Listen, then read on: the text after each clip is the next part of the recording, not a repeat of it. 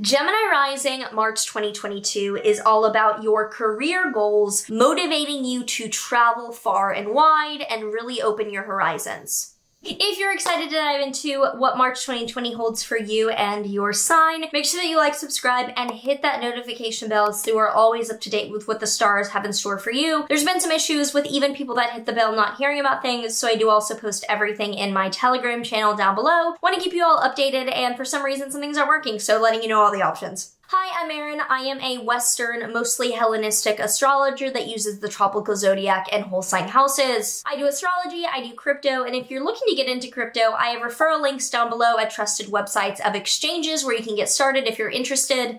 From the 1st to the 12th, Venus will conjoin Mars in your Capricorn 8th house. It will then move into your Aquarius 9th house, and from the 2nd to the 4th, the most intense period, will have it conjunct Pluto. Venus and Mars together in your 8th house is grinding to secure the bag, it is planning out an investment portfolio, it is aligning values with actions, and doing things now that delay gratification later, especially financially. Also on the 2nd is a new moon in your Pisces 10th house. This new moon is a beautiful new beginning of seeing the goal and the vision and developing a step-by-step plan to achieve that on a daily basis. For you, it's in your 10th house of career. So it looks like you're making money, you have a goal of what you want to achieve in your career, and you're now having the steps to be able to get there. On the 2nd as well, Mercury will be conjunct Mars in your 9th house. That is very serious news around travel or immigration or a degree if you're studying something. You get very serious feedback or news that is like tangible data that you have to respond to. On the 4th to the 6th, the sun will conjoin Jupiter in your 10th house. You could get a promotion or you could be put on a pedestal. You could be very highly recognized in your career or get really big news on your success. Also on the 6th, Venus and Mars are entering your 9th house. And since the 9th house has to do with travel or pursuing something in education, you might be seeing that to get where you want to go, you need to invest physically moving yourself, or at least for the time being traveling somewhere or studying something to get to the career recognition that you want. On the 12th, the sun will conjoin Neptune in your 10th house, so watch out about being put on a pedestal and taking yourself too seriously, or putting someone else on a spiritual level pedestal that you work with. They're probably not all that, even if they make you feel very guided for the time being.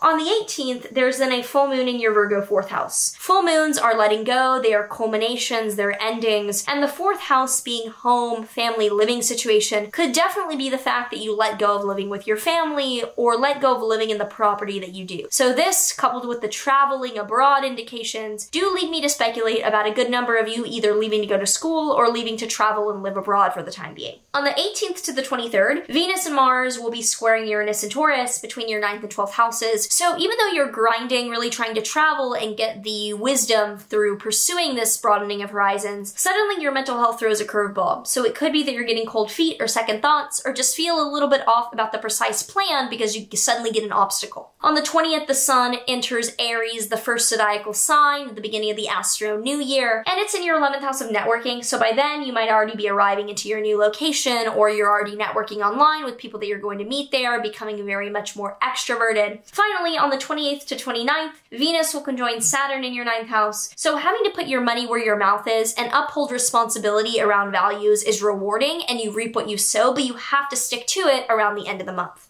Let me know in a comment down below how this month is feeling for you. Any thoughts, any predictions, anything to share? Would love to hear from you. The Amio deck astrology card that we have for Gemini Risings is the 6th house. Work, useful activity, everyday life, health, care, well-being. So this card definitely sugarcoats the 6th house. The 6th house is generally health issues or the maintenance of things that prevent health issues. Could also be your peers or coworkers. So I'd say make sure that you're supporting your physical well-being, exercising, eating well, sleeping enough, having responsibility around your coworkers to treat them well and have them treat you well. That supports your career flourishing. Very much looking forward to this March. I hope you are as well. In the meantime, you can check out some other videos on my channel, like the March entire month forecast, or it's coming up for you with the full or new moon, as I mentioned. Otherwise, can't wait to see you in the next one, and take care.